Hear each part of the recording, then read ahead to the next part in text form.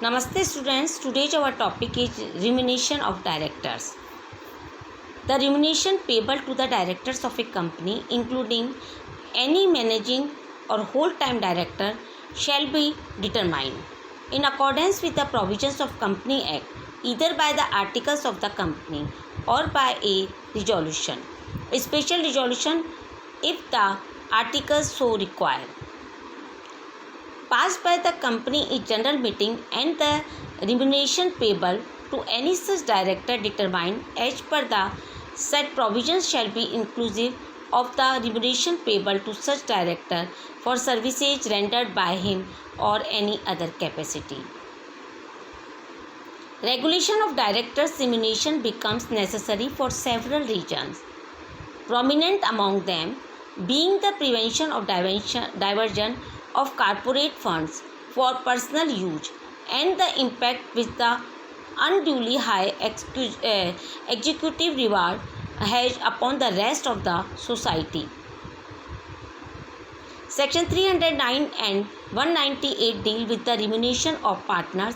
Section 309 provides that remuneration payable to director shall be determined either by the articles of the company or by a resolution of the company in general meeting. The resolution may be ordinary or special as the articles may require, but whatever amount or mode of payment may be so determined, it shall be subject to the provision of Section 198 and 309.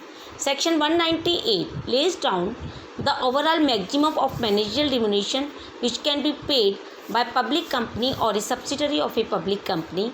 The total managerial remuneration payable to the director or manager in respect of a financial year shall not exceed 11% of the net profits of the company. But sometimes a company may make no or inadequate profits in a financial year. This does not mean that its director shall remain unpaid. In such case, the company may, with the previous approval of the central government, pay by way of minimum remuneration any sum as may be authorized.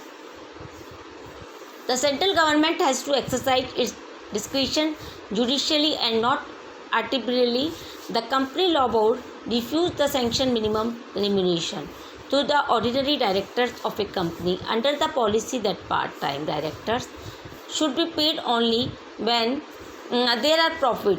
The Calcutta High Court held that ordinary directors cannot be described as part-time directors. It was an irrelevant label, and the board should have proceeded by taking into account the present and future profitability of the company. In order to make this limit effective and to prevent directors from drawing more money in the guise of collateral benefits, the explanations to Section 198 provide that the word remuneration shall include the following: any expenditure incurred in providing free accommodation and other amenities connected therewith, any expenditure incurred in providing any other amenity either absolutely free or at an concessional rate, any expenditure incurred in providing any obligation or service which in the absence or of provision by the company would have to be incurred by the person, any expenditure incurred in providing life insurance, pension, annuity or gratuity for any such person, his spouse or child.